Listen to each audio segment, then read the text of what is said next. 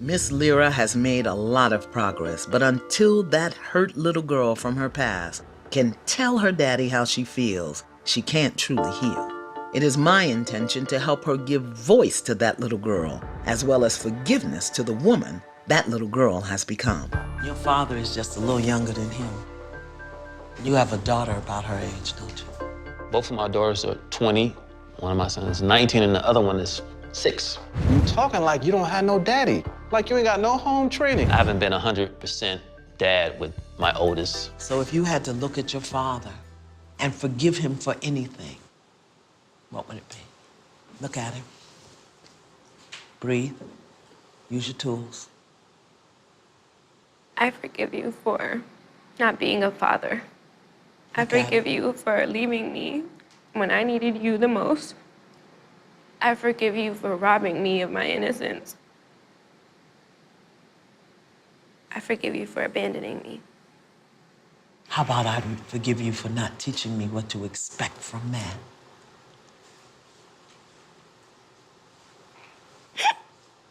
How about I forgive you for breaking my heart?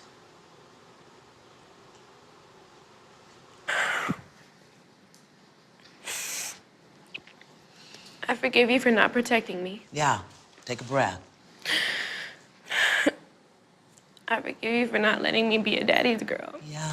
I forgive you for not letting me love you. Yeah. I forgive you for not giving me love. Yeah. I forgive you for playing daddy to children that were not yours. Yeah. I forgive you for forgetting about me. I forgive myself. I forgive myself for the things that I've done in search of your love. Take a breath. Tell her, I love you. I love you. And I am so, so sorry I'm so, so sorry that you had to look for my love that you had to look for my love in the bed with other men. in the bed with other men. Sit, sit, sit, sit, sit. Come on, breathe. Breathe. Breathe. Look at him. What do you want to say? Say it. In these difficult moments, she must find the words and not lash out. Know what you want to say and say it. Why did you leave? Why didn't you protect me? Why didn't you teach me how a man is supposed to treat a woman? Why didn't you want to be my dad?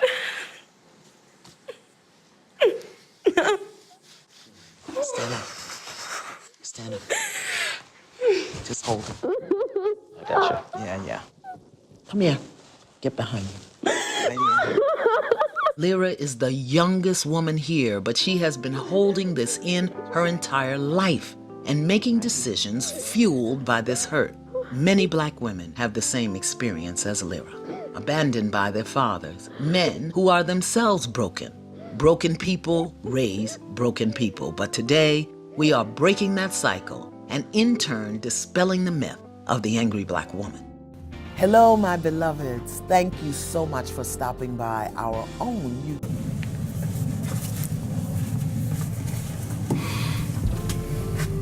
I hope that it really struck you when you saw that last scene. Because that is the scene that plays out every single day in the life of some boy or in the life of some girl. Every single day. And this, my brother, it has to change. It has to change because if you don't live, at some point as men, we have to stop living for ourselves and we have to start living to impact the next generation.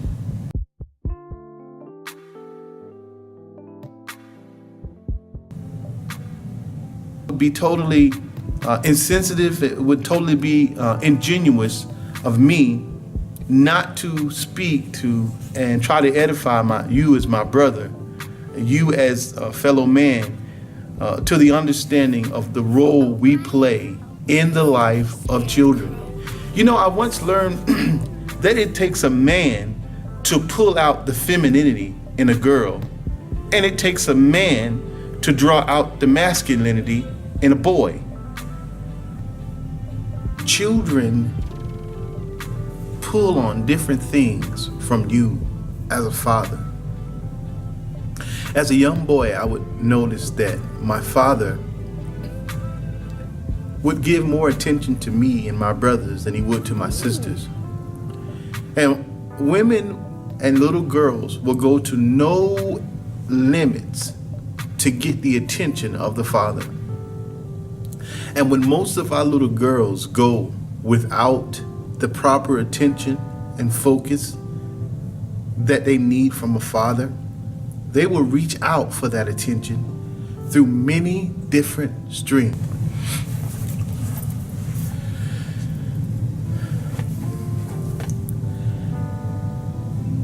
Girls will reach to the deepest depth for that attention. You know, when I was in college, I run across some young ladies who were in that industry, that were in strip clubs and things of that nature.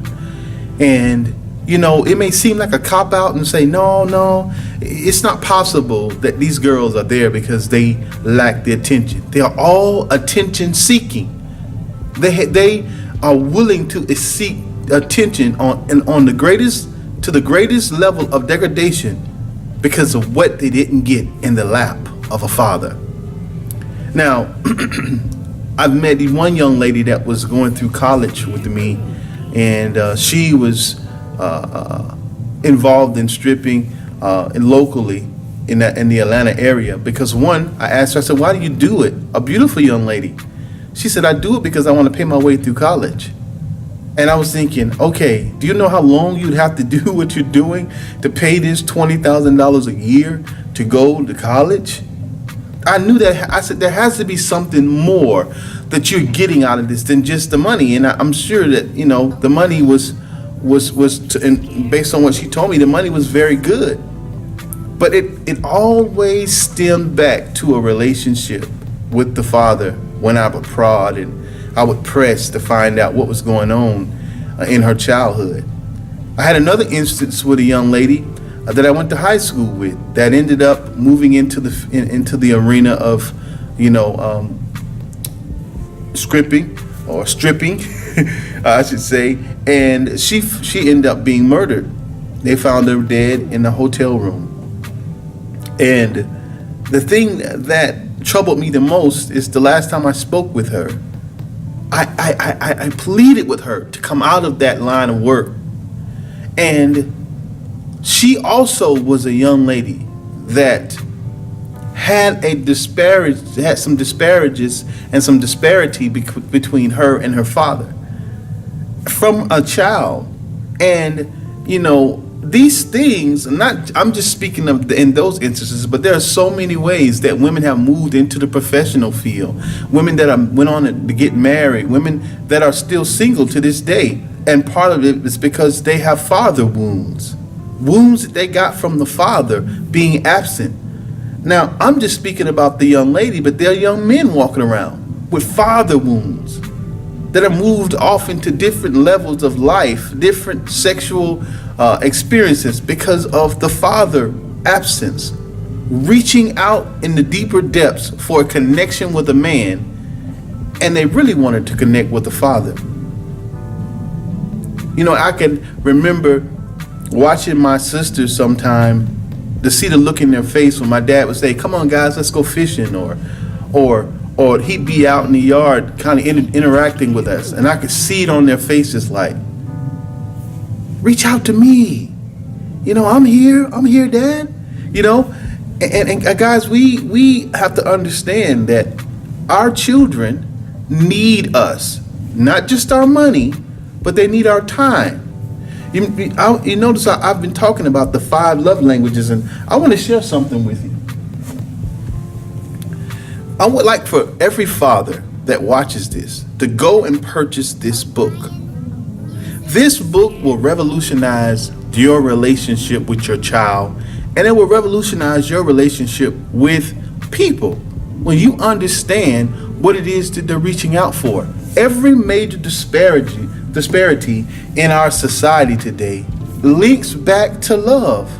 The things we do for love. the things that we move into because of the lack of love.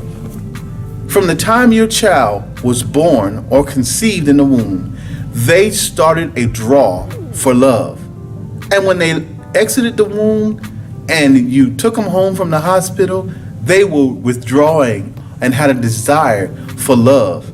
And if your child grows from infancy on up through childhood into teenage years, into young adult, and there has been a disparity as it relates to love, they will be lacking, and they will reach for that love in some kind of way.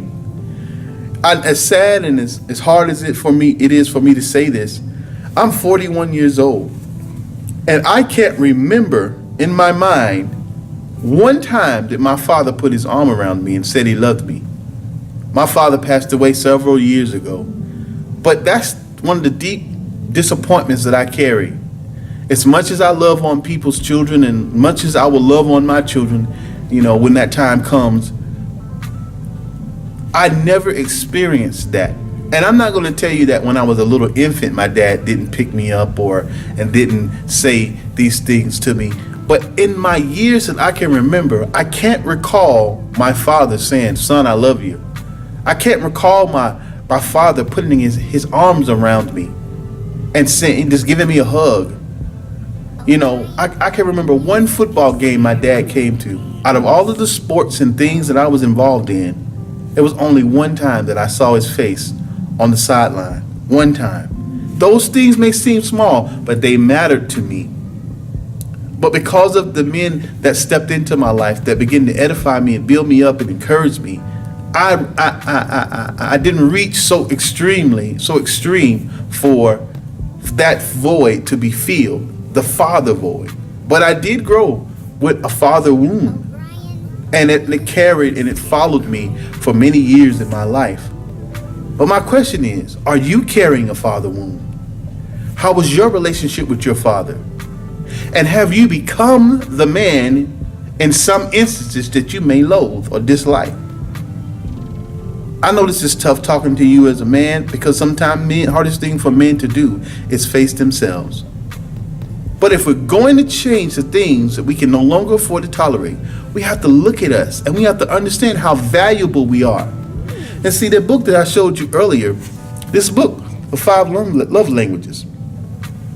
Our 5 love languages is physical touch, words of affirmation, acts of service, words of affirmation, physical touch, quality time, acts of service, and gifts. And so often, because of the absence that many men play in children's lives, the only thing that we overdose the children in is gifts. But what do you do when you have that young lady or that daughter that's not into the gifts? She receives them and she's appreciative, but she really wants the quality time. That's how she receives love from you, Dad. What do you do with that young boy who gets the gifts in your absence, but it's not really what the gifts that he feels the most loved by? It's the quality time, or it's the words of affirmation, or the physical touch. You see, people don't love how you love, they love how they love. If you are a physical touch person and you think because I touch you, and I reach and I hug you, that you feel loved by me. And that's great. All love should start with the touch. But what if this child is a words of affirmation? They want you to touch them, but they want you to speak something over their life, and they long for Dad to speak something and to impart something into me. They long for Dad to come into the room and sit down and say, "Hey, sweetheart, how was your day?" And listen, and then give them information back. That young man longs for you to sit down next to him and say, "Yes, son, you had a great game, but how are you doing?" And just get into his world, because he wants the words of affirmation. He wants to hear you say, "Son, you did great."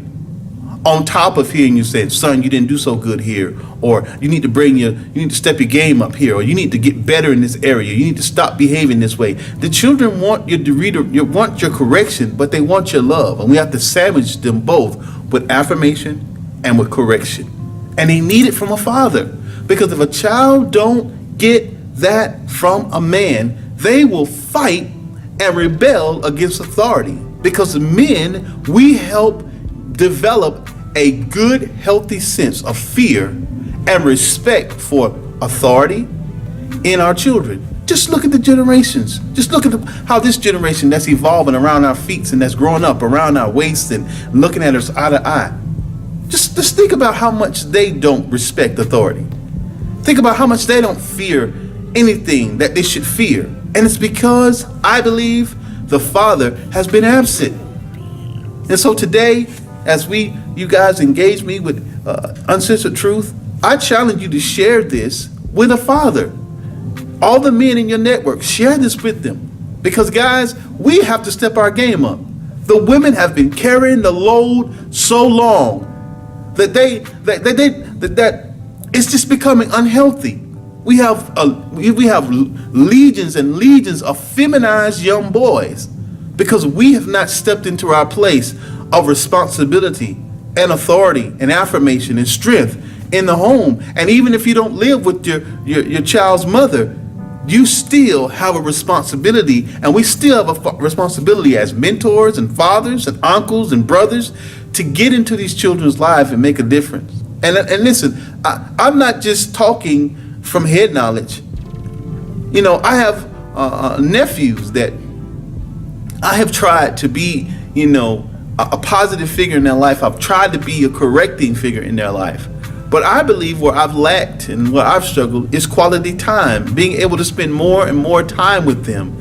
And each day I wonder, how is that going to affect them? And is it too late for me to try to connect with them? And with all the things that's happening in my life, just like I know as a man, you have things happening in your life. But we have to do all that we can. You might not be able to do everything, but what you can do, do. And this one thing I believe every one of us can do. Reach out. Engage your child. If you haven't spoken to your child in months or years, it may be difficult depending on the walls that are up, but keep trying. If at first you don't succeed, this is an old child's fable, try again. Write a letter. Even if they don't write you back, Father, write a letter. Send it to your child. Let them know how you feel. Repent. Ask them to forgive you. And we'll just see where the end starts. But today, every man that's watching me right now, reach out to your child. Spend some time with your child. If you can, physically touch them. If you can't, write them a letter. Do whatever you can. Because remember, these 5 love languages are 5 essential needs in a child's life. Once again, I challenge you to go purchase this book. Every man, I'm going to bring it closer. Purchase this book. And it's not just about relationships with a woman, but it's about you discovering how you love, and also taking into consideration how you may or may not be loving your child the way that you should, because every human being responds to these 5 love languages. I always want to give you something. I don't want to just give you a rhetoric and head knowledge, but I want to give you something essential that I believe that will build you and edify you and strengthen you in your innermost being. We as men, we have a responsibility. Genesis 1:26, God created us and he ordained for us to have dominion with the woman. It's time for the men in greater numbers. And I know there are men with their wives and men that are doing their responsibility. And I commend you. I tip my hat to you. But guys, let's keep going. Renew your strength and keep pressing forward. This is Pastor Little, and I just want to make an impact. Make today great. God bless you. Remember, go get the book.